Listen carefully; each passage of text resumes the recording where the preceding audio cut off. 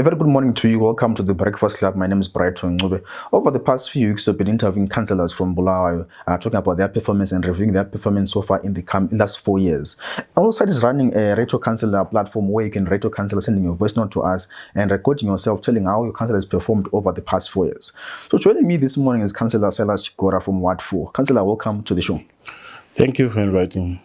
Councillor, let's review your 4 years into office. I know this is your second term into office. What's some of the projects you've done for Watford residents? Indeed, this is my second term. That means I'm almost now in Alderman. And a lot of things have been happening in my ward. A lot of policies that we passed in council that then benefited the residents. For example, on housing, you are aware that we created Cllr a park behind Fasak there. It was a policy of council, and a lot of other policies. Yeah. But what's some of the key issues that we've done for Watford residents? For example, for the youths, for the women, for the elderly. I know that side is a business sector area. What have you done mostly from some of the projects that you've pushed there? Also, what have you used your ward retention fund for in that ward? Okay, for the ward retention fund, we have used it for clearing along road verges. We have also used it for road patching. We are going to be using it again to drill some boreholes.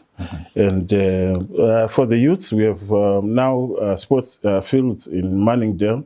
We are planning to have another ground just behind Fasak where the new stands are. So that is what we have done. We have also created some clubs, women clubs, that benefit women.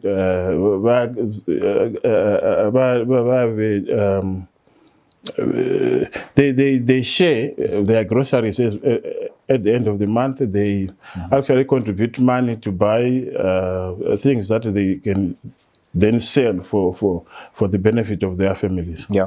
Councillor, you sit in the financial committee, speaking about that off air before we started the show this morning. Say, what can be done to make Bulawayo sound financially? How can be done to collect revenues? You know, people are not paying their rents maybe regularly. What can be done to make Bulawayo financial sound? There's quite a lot that can be done, but it depends on the economic terrain. Like you know that we have farms that are lying idle. We have land that is also lying idle. We can then get partnership into by other investors who can come in and use the land, and then we get money from there. You recall that. In fact, last full council, we had an item where investors are keen in investing in our farms, Cllr and Cllr farm, where they can grow crops and also have dairy. So, yes, those are some of the projects that can be done by council. You are aware that we also have TTI, the parking system, that we are in partnership with an investor. And we are also keen on inviting, if there are any companies or any individuals who are interested in partnering with council, so that at least we have businesses that are running that can complement the rates that are being paid by our residents. Councillor, speak of TTI, the parking system that's in Bulawayo right now. I mean, the residents of Bulawayo were up in arms about that parking system, about maybe their price and so on. Let's speak about the agreements, terms of agreements of that contract. 70%, 30%, council gets 30%. And TTI gets 20%. Some will argue and say it's not fair for council to get 30%. And also, they bought, build, operate, and transfer. Will the equipment be still valid the time they transfer to the council? Thank you for that very important question that you're asking. TTI came in through expressions of interest. In other words, we invited every other person or company that was interested in doing, or that was capable of partnering with council. So they participated through almost a tender system, I would call it a tender system. And that's the company that was offering the best in terms of percentages, that you're asking 70-30. I am aware that the residents are not happy with that. They think maybe the tables must be the other way around, 70% by council. I mean, 70% going to council and 30% going to the partner. But if you look at how it is operating, 70% is going to TTI, but TTI also is taking care of the expenses. This is at gross, not net. So they also have to pay for their staff, pay for running costs, pay for the machinery that they brought in, and council is just getting 30%. 30%, 30% for the land, for the parking base because that is the part that we have contributed as council. So yes, people are not happy maybe with the charges, but also going back to where we are coming from, people were no longer used to paying when they are parking in town. When I grew up a very long time, you were still youth. I was also paying to park cars. We were using coins there. But it then, because of the economy and so on, we were now not paying anything. So when there was that change to say we are now starting to pay, obviously the impact is very bad on the motorists, and it will take time for people to then change their mindset to say we must contribute something to council so that we use that money for road repairs. Yeah, when we spoke about drilling balls, we spoke about that water issues in Bulawayo. Bulawayo goes for weeks in other areas without water. What's the main problem faced by the city of Bulawayo in terms of water issues? Water issues, there's a plethora of challenges that we are facing. First, it is the source itself. We don't have enough dams. Second, the drought area. We are not receiving enough rains to fill up those dams. Third, the pumping challenges. We are using the infrastructure, the pipes that we are using. They are still those pipes that were used a very long time ago when the population of Bulawayo was not maybe as big as it is now. So those are the challenges that we have, and we have to attend to that from the source up to the end when water runs through your tap. So, but mostly it has got to do with the infrastructure. If you are to change the pipes, put bigger pipes that can draw water from the dams, but also remember, as you draw a lot of water from the dams, it means depletion. The dams will then run dry. So we definitely need new dams, new suppliers of water. Like the government has been talking about Gwaishangan River. And also, just on that point, I've heard people saying our dams are silted. How do you get to know that the dam is silted? You just go there. They are pumping levels. They are actually levels where you draw water from. And the last point, if it is not covered by sand, it means that dam is not silted, which is the case with our dams. I don't believe, and you just need to go to the dams to believe that our dams are not yet silted. Because if they were silted, then we would have them spilling off. So every season they are not spilling. So that means we are not losing any water through spillage. So I know that maybe residents don't know all about that. But in terms of water challenges in Bulawayo, yes, we must have permanent solutions, but we must also have maybe what I would call maybe short-term measures, like drilling boreholes that I suggested in council. I know that resident would then say, but the councillor is calling for ruralization of towns. But you rather have borehole water to use for other uses. You can water your garden, you can use it in the toilet, you can do all those. That's how I see it. But speaking of the water crisis again, Councillor, there was an issue there in Luveve. Remember the diarrhea outbreak in Luveve? where people lost their lives and some people got sick and so on. And the issue was handled by the council. Council released a statement to say maybe your containers which are dead. Do you think the issue was handled very well by the council? Safe to say that up to now, personal is just one word for council. I am not very sure what was really the cause of that diarrhea, because it was never made, public to say. It was always maybe it is containers, maybe it is the pipes. So was there inquiry? There was no inquiry except that our engineers and our health inspectors were going there and checking what is coming through the system, but also clinics receiving people that are sick. So you had now to say people are sick here, but the water that we are checking is clean from the taps. So what could be the problem? Maybe during the shedding off, there was some contamination. We are not very sure. So as I'm speaking to you now, I am not really 100% on what was the problem in Luveve. But in on view, going forward, what can be the other means that can be used by the council, implemented by the council to generate revenue besides looking at rates and water issues? How can we generate revenue for the council? How can we make the council financial sound and make more money for the council? Yeah, by getting into businesses. Yeah. We have our hospitality caravan. We have, I think, there are now almost 100 rooms there. We have Nursery Park. We used to have the pottery by Mzilikazi there. It used to raise money. We used to have Cllr by SLB. But because of the financial implications, because of the economy, all those businesses are not performing.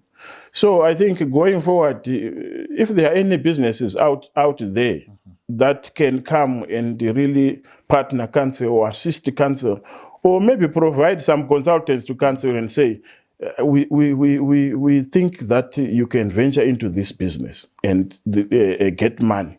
We welcome all that. We have Ingwebu, by the way, for the first time, it has declared a dividend. I think you are aware of that. For the first time. We remember Ingwebu was almost closed, was almost sold off. But this year they declared a dividend, and we are hopeful that they will continue to declare. By the way, I'm chairing that committee, the business committee. Yeah. So it's one of the proud things that I can mention, that we as a committee, we managed to turn around the Ingwebu. Let's go back to your ward now, Councillor. What are some of the major challenges that are faced by your residents in your ward? And going back to the council again, what are the challenges faced by the council under your tenure? What are the major challenges faced by the council? Road infrastructure is one. Very bad roads. Very, very bad roads. Impassable roads. If you go around my ward, very bad. The water delivery system. I would say those two are the ones that are really challenges, and even a garbage remover. So why are we failing to attend to roads? I think the story is very long. Yeah. From the time that Zinara came into effect, the roads started to deteriorate because we are no longer getting money from motorists. From me and you, we pay every 4 months per quarter. We are paying monies to Zinara. But when it comes to us, it comes in drips and drops.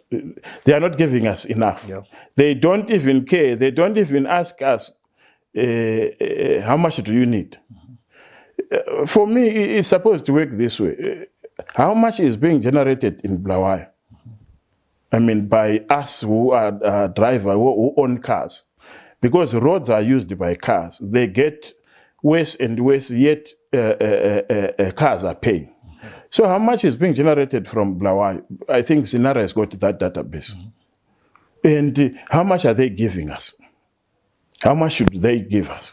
So that is the equation. Zinara must just own up and give us what is due, because they can count how many cars are in Blaawai. And I know that their act says they must just only keep 10% and give us 90%. But the tables are the other way around. They are giving us 10%, not even as hard currents, but in RTGS. which supplier would accept RTGS now? And not even on time, but at their own time, when they feel like they want to give us, they can. So that is where the shortfall is.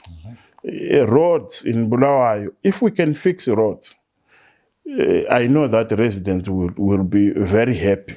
Yes, water is another challenge. I think maybe soon, we just hope that maybe Kwaishangan Dam will be giving us water. Then it will be fine. You fix your road, you have got your water.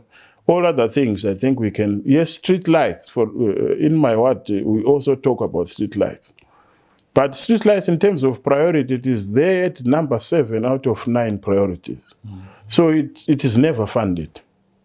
So those are the challenges that we have. Now let's reflect to, earlier when you spoke about saying what you used to pay your parking when you were young. Let's reflect on Bulawayo back then, on the issue of cleanliness of Bulawayo hygiene. Let's compare Bulawayo to now.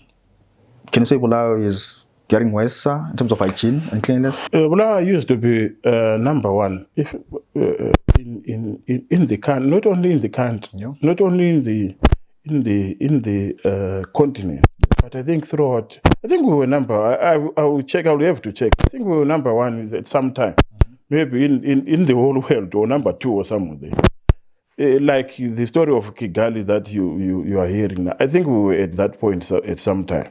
But what then changed, I think it is this movement of people from rural areas into towns. They are, as population increases, then you have challenges of garbage. But also you have challenges of the culture thing. Kigali, I don't know in terms of size and in terms of population, whether it is bigger than Bulawayo or not. But if people want to adopt a clean culture thing, we can turn around Bulawayo. Many people doesn't mean that we must have a lot of litter. It is in the mind. We as a people, we must then say, when I use whatever I use, do I then throw the garbage into the bin or just on the streets? I think that's where we should start from. I really believe that Bulawayo can go back to its glory days by just change of the mindset. Let's use our bins. If there are no bins, let's advocate for a bin wherever there's no bin. Let it be council's problem to canvass for more bins and put more bins at all various. But you would see that people are throwing litter even from their cars. So it is not about bins. Bins at the moment, I think at every corner in town there's a bin. So people don't look for bins. The moment they finish eating amajikis, lama banana, land, they throw it all. So it's in the mind. Councillor, I'm sure you have taken a walk around 6th Avenue, around 5 p.m. Tambama, and you have seen the mushrooming of vendors on street pavements. Are you happy with the state of the growing rise of vendors in Bulawayo, and also looking at a More project that has been stalling for years? Are you happy with that current state of vendors all over town? As a councillor, I'm not happy. I am not really happy with what you see there, 5th Avenue. But it talks to our economy. Then it must then ignite us to have a management system where we say, how do we manage these vendors? It is not their problem that they are there, but they must also live with others. For example, selling in front of a shop that is selling the same items. You know, the interest there now, it gives us challenges as councillors, because we are councillors for formal businesses and informal businesses. So we must come in and say, we're not informal, please go and sell there. But like you would agree with me, they don't want to go and sell where we are saying go and sell. They will tell you that akula business. People want to sell along busy streets where they can maximize their takings per day. So that is the challenge. The number of vendors against the regulated spaces that we are creating is not matching. Vendors are more than the spaces. So you will then get vendors selling from any corner everywhere. We can't blame them, but we have the challenge is how do we manage the vendors. But someone can say the issue of cotton. I remember there was a time where the council was removing the combi touters there by 6 Avenue, saying remove the place where you can go and park, removing vendors. But someone is saying, how can you chase away those people when councillors fail to open more project where combis park, where people can sell their wares there? Please respond to the issue of cotton. What's stopping the cotton project to become opened and fully functional? It's a major project. It has been stalled for quite a long time. I agree with you. The speed at which development is happening there was never anticipated. We came in 2013, Godin was already there. Up to now, we are in 2023 now, 10 years down the line. Godin is not yet finished. So one of the challenges is that vendors who were removed from Godin are also part of the new creation, part of the 5th Avenue thing. But again, even if Godin was going to be open tomorrow, it's not going to accommodate every other vendor in town. And also the combis, even if it's not going to do that, but it's going to at least reduce what we are seeing now. So why Godin is taking this time, I think there are a lot of things that maybe were not done properly up to now. We have just, I think, finished processes. I think by just the end of this year. You know, when the developer moved on site, a lot of things were not yet in order. Things like the tenants who were there, their relocation to somewhere, and the compensation, and also there is talk of what they are saying in notarial deed, the deed that the developer needed before even doing anything. Yep. So there was so much delay in terms of processing of all the steps and procedures, and council could not really hold the developer accountable, because council, on the other hand, was also not yet, I think council had not yet handed over to the developer was working, yes, but it could not enforce some of the agreements to say, because the developer would say, but I'm only working here, but you have not done 1, 2, 3 things. So it is both council and the developer to blame for this delay that you see in Godin. But I think if you go there now, the vendor stores, they've done quite a remarkable, but we hope that then, I'm sure, I will have to check, I'm sure that it was done. And the developer now going forward has no reason to further delay the development of Godin. But I agree with you, it was never anticipated that it would take so much time. Yeah. If you're just joining us at the Breakfast Club this morning, my name is Brighton Ncube, and my guest this morning is Councilor Silas Chigora from Ward 4. Councilor, let's look at the issue of the full council meetings. You always disagree with Councilor Mland on a number of issues. And then let me quote Councillor Mabuto. Jonathan Mabuto once spoke about the issue of those vendors along 5th Avenue. He says most of them are coming from Bulawayo. Do you agree with that notion? If you go there, you go to 5th and George Slindic in the morning, 6, around 6, you see what is happening there. There's a lot of debt there. People, you can actually see people who will be sleeping or just waking up, showing you that they have nowhere to sleep. So if they have nowhere to sleep in the city, where are they coming from? So number one, I agree that there are some vendors who are there, who are coming from outside the city. I agree fully. If you go to about, also Hepet Tepo and where there used to be Edgar's or sales house there, you see people with their kids in the morning or in Tambama, they're sleeping there. it tells you that they don't have a home here. But not all the vendors. Yeah. If you go to Nkulumani, for example, let's forget about Fifth Avenue. Nkulumani, you find there are so many vendors there. And they are not sleeping there. It tells you the number of vendors, even those that are coming from, those that are resident in Blawa, there are so many. But yes, Fifth Avenue, I would say 50-50. 50% or so, 40% are not coming from. As long as they are coming from Gosa here.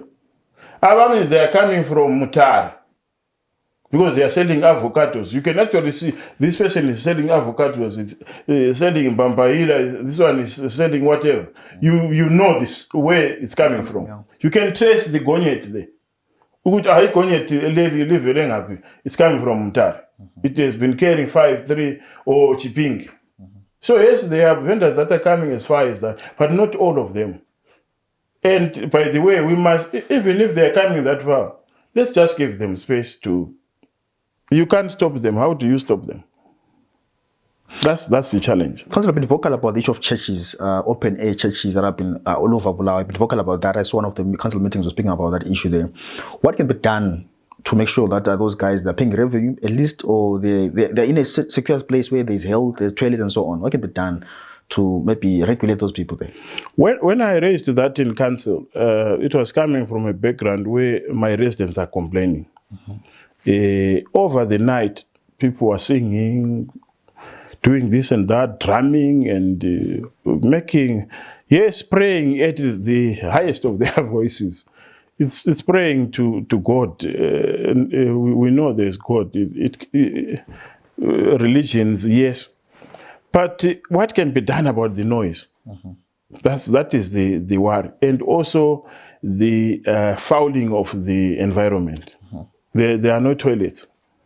There is no water there. So you see a group, you see a church that has got 100, 200, taking a sleepover the whole night. Where are they relieving themselves? Those are the challenges that are coming from this open air church thing. So my suggestion was maybe as council we must revisit our policy on stands allocation for these churches. Let's have one stand. We build maybe a very big church that can be used by 5 or so churches. Abanye, they come at 9 o'clock, they worship. Abanye, they come at 12 o'clock, they worship. Different churches. Because also remember there's a challenge in terms of space and land. Churches are just mushrooming every day. The number of churches that are there now is as many as the hair that is in your head. And trying to give them, each one of them, space will be difficult because land does not grow. So I was saying, let's have one big hall that is called maybe a religious hall.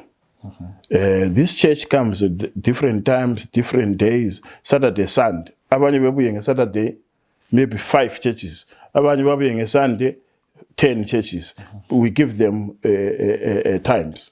If you have got 2 of them or in a ward, then you are able to cater for 15, 20 churches on.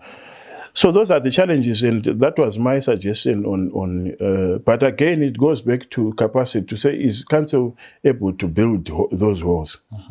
Because then for it to work properly, it must be a council facility. Not owned by one person. If the moment is owned by one person, then he will have his rights and say, you can't come into my church. So those were my concerns in council. Councillor, as you wrap up the show this morning, SITE is running some projects, a campaign initiative where you rate your councillor from different wards based on the feedback meetings you have been doing there with your residents. Maybe allow me to ask you to rate yourself at a scale of 1 to 10 in the last 4 years. Let's not count the previous tenure. In the last 4 years, councillor, rate yourself. If you've done feedback meetings with your residents, what if projects have been done for the youth, for the women in your community? Please look into that camera there and rate yourself out of 10 and what you've done for the past 4 years. Obviously, I would say I've done 7 out of 10. Because why I'm saying 7 out of 10, in terms of representation, in terms of raising what my residents are saying in council, because that's one key area that a councillor or whoever, somebody who represents people must be able to articulate issues that are coming from the people. Residents meeting, feedback meetings, I have held over the 4 years, like you said. I have held not many. Why? Because also my residents are letting me down. For example, I called for meetings. We have groups, resident groups in every suburb.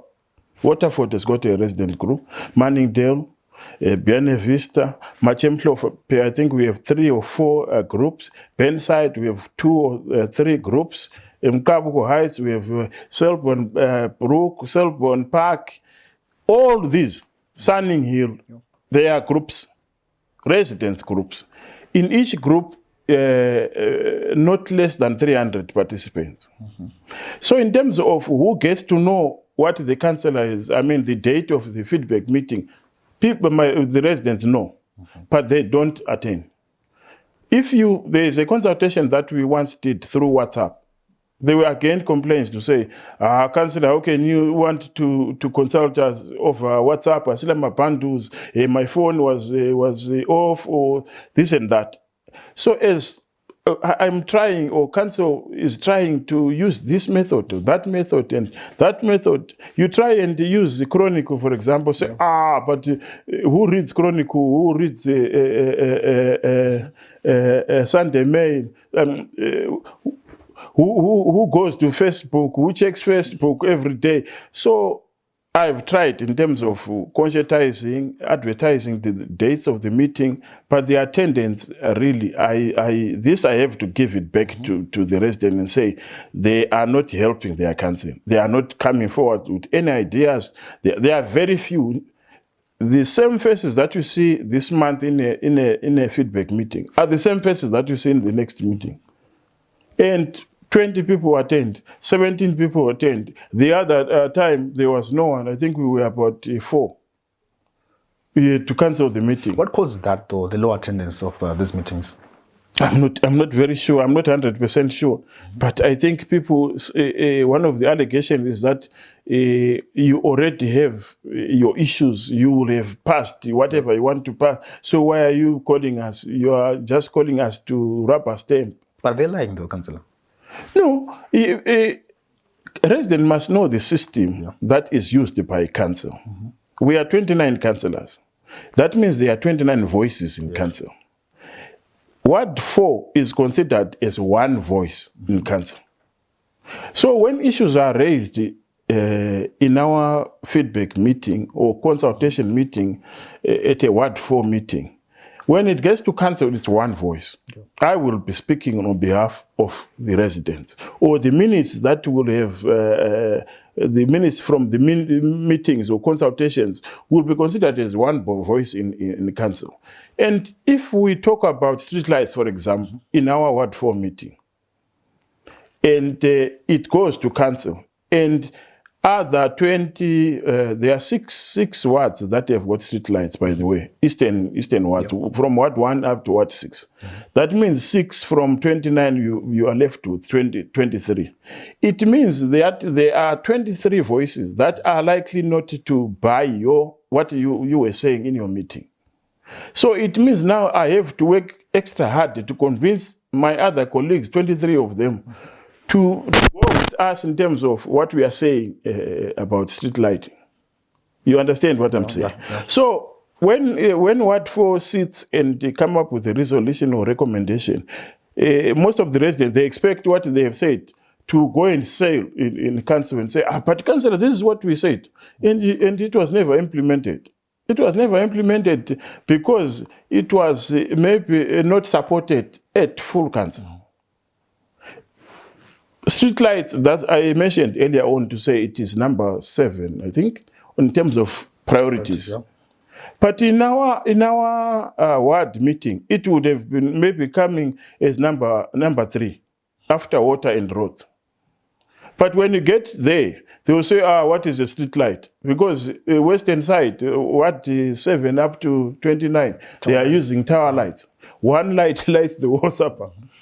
But for us, we want to light at every gate. So in terms of priority, it doesn't work that way. Yeah. So this is how some of the, they will say, they will talk about maybe recreational facility like you mentioned earlier. We don't have a recreational facility except the one that we established on a private land again in Manningdale. Youths are just playing soccer there, but it's temporary. But in Malogishin, you find there's a hall, there is a youth center, there is another ground, there's another ground. Come to what for, there's nothing. Why? Because also colonially from whites used to play alone, and they had these facilities in their own yards, squash, tennis in their own yards. So they would not, they never built these facilities. So now to get space to establish all those centers. So when we raise a point in Watford to say we want recreational facilities, the other guys will be saying, what is he talking about? We already have those. Yeah. Because in their words, it's there. Mm-hmm. So it will never be adopted. Mm-hmm. You have to really work extra hard or use maybe retention fund that is specific, that is meant to cater for specific projects.